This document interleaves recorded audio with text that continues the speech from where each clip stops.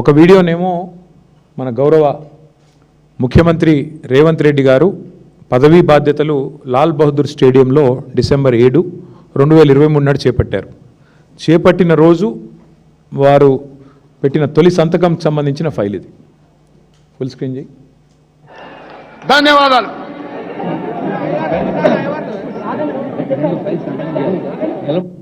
చేస్తారు. గౌరవ ముఖ్యమంత్రి గారు ఎన్నికల ప్రచారంలో భాగంగా తమ ప్రభుత్వం ఏర్పడగానే 6 గ్యారంటీలకు సంబంధించిన ఫైల్ మీద తొలి సంతకం చేస్తానని వాగ్దానం చేశారు. ఈ 6 గ్యారంటీల అమలుకు సంబంధించి అభయహస్తం చట్టానికి మార్గాన్ని సుగమం చేస్తూ ఇప్పుడు తొలి ఫైల్ పై సంతకం చేస్తారు. I request officers concern to bring the file. అభయహస్తం చట్టం చేయడానికి అంటే 6 గ్యారంటీలను చట్టబద్ధత కల్పించడానికి అభయహస్తం చట్టం చేయడానికి సంబంధించిన ఫైలు మీద గౌరవ ముఖ్యమంత్రి గారు సంతకం చేస్తారు అని వ్యాఖ్యాత అనౌన్స్ చేస్తారు. తర్వాత ముఖ్యమంత్రి గారు సంతకం పెడుతూ ఫోటోలకు పోజ్ ఇచ్చారు, వీడియోగ్రాఫర్లకు పోజ్ ఇచ్చారు, అల్టిమేట్గా సంతకం పెట్టారు. తర్వాత కరెక్ట్గా ఇదేమో డిసెంబర్ 7, 2023 ప్రమాణ స్వీకారం చేసిన మొదటి రోజు అదే వేదిక మీద అభయహస్తం అనే చట్టానికి సంబంధించిన ఫైల్ పైన సంతకం పెట్టారు. ఇక రెండవది కరెక్ట్గా వారం రోజుల తర్వాత గవర్నర్ గారు ఉభయ సభలను ఉద్దేశించి ఆనాటి రాష్ట్ర గవర్నర్ తమిళిసై సౌందరరాజన్ గారు ఉభయ సభలను ఉద్దేశించి చేసిన ప్రసంగం ఇదే విషయానికి సంబంధించి ఇప్పుడు మీరు వింటారు.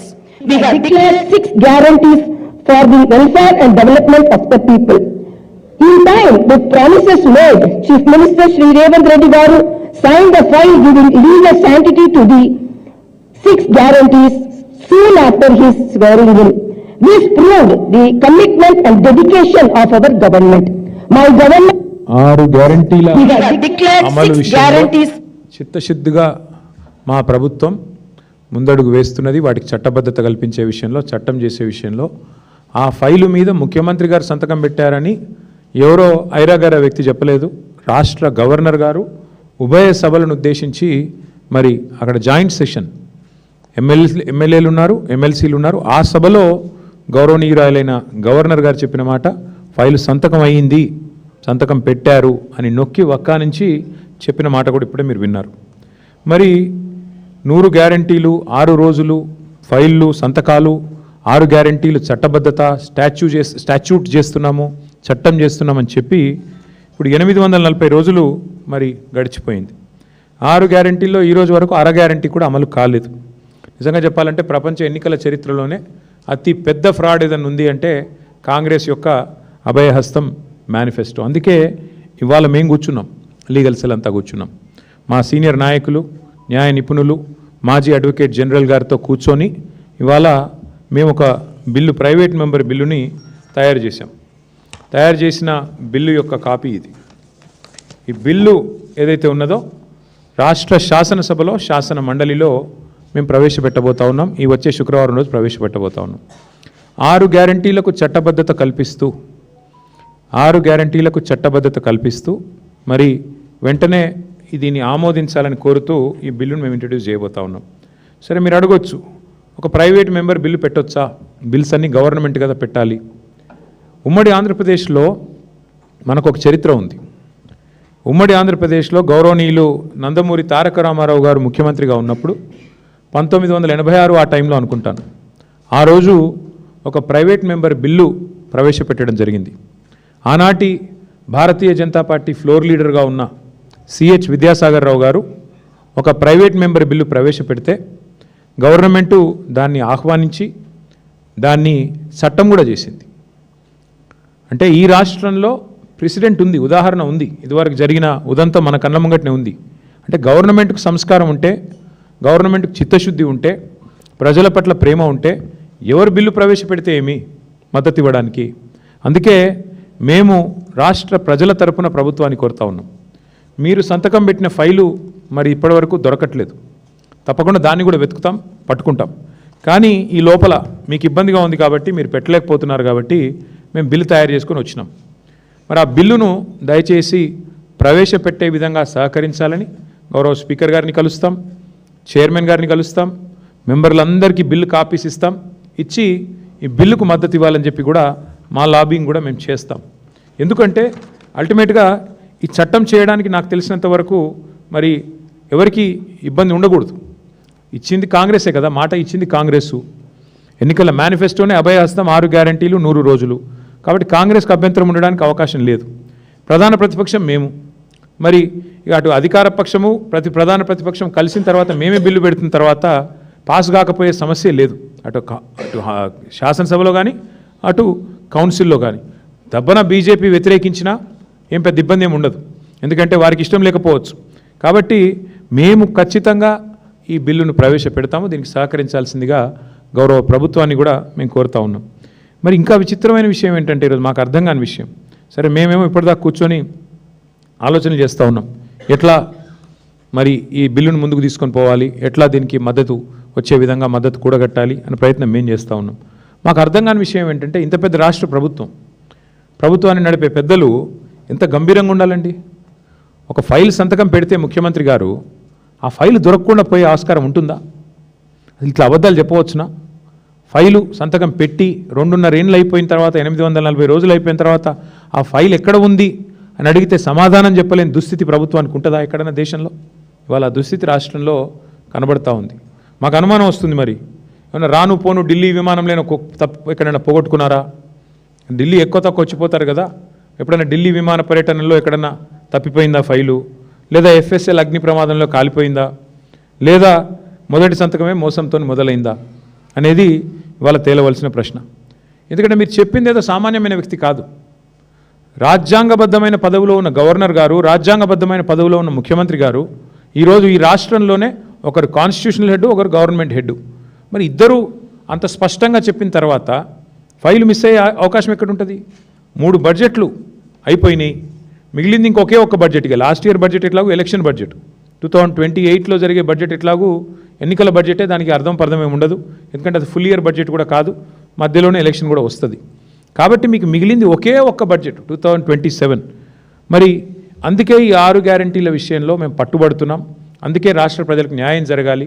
మహిళలకి 2,500 రూపాయలు మీరు ఇచ్చిన హామీ మేరకు రావాలి. వెంటనే మహాలక్ష్మి పథకం ప్రారంభం కావాలి. అట్లాగే 4,000 పెన్షన్ పెద్ద మనుషులందరూ ఎదురు చూస్తూ ఉన్నారు ఎప్పుడు ప్రారంభం అవుతుంది అని.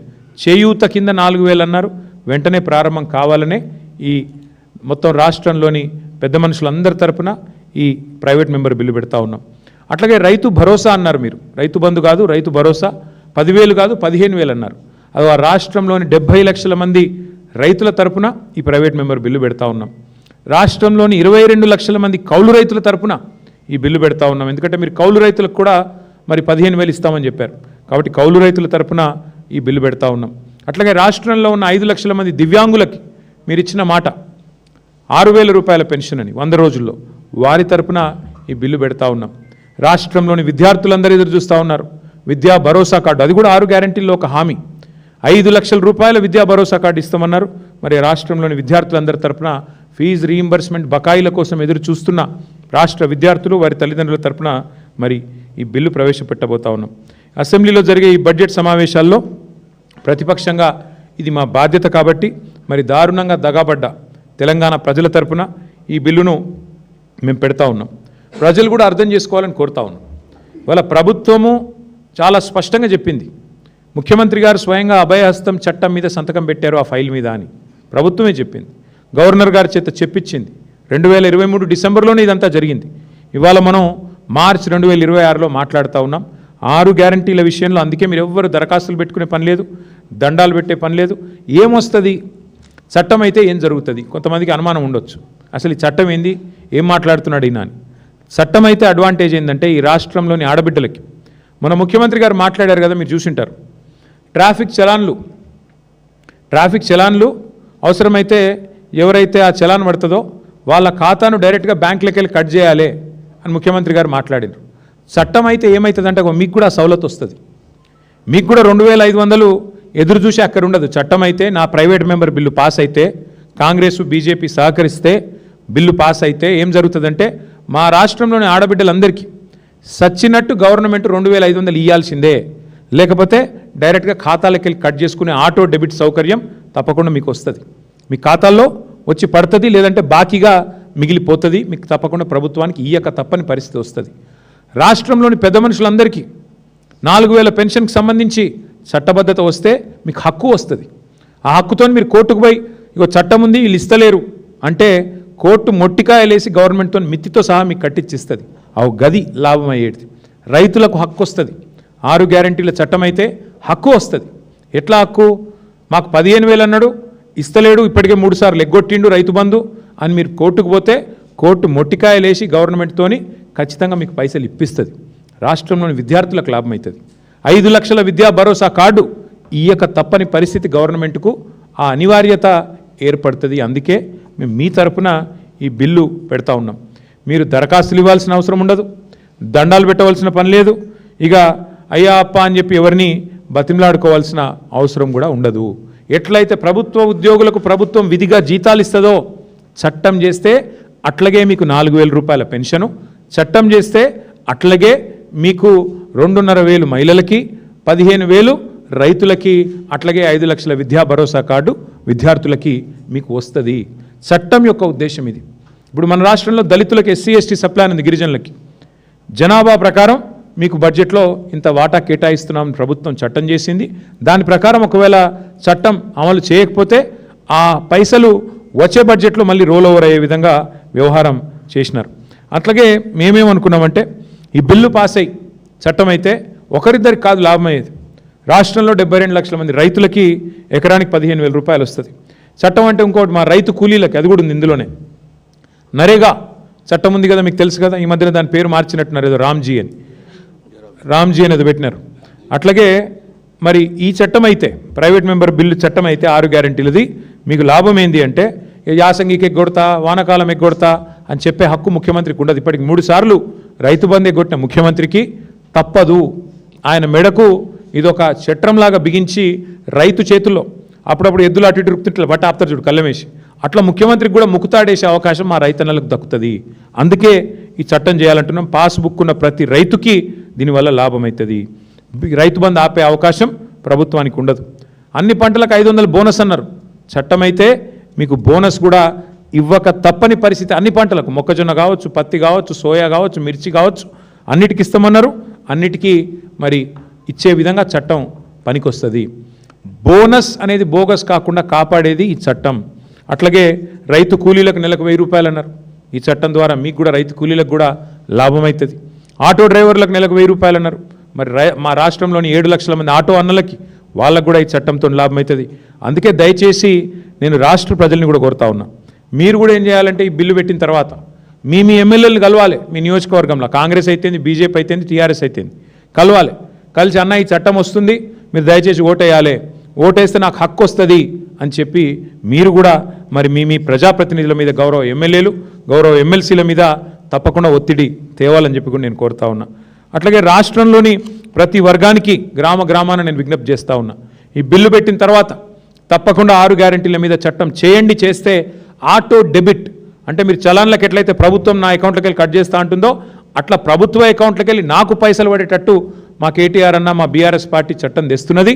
కాబట్టి దాన్ని మీరు అమలు చేయండి, దానికి మీరు వంత పాడండి, దానికి మద్దతు ఇవ్వండి అని గౌరవ ప్రజాప్రతినిధులను మీరు మోటివేట్ చేయండి, వారికి చెప్పండి. తెలియని వాళ్ళు ఉంటే చదువుకున్న వాళ్ళు తెలియజెప్పే విధంగా ఎఫర్ట్ పెట్టండి.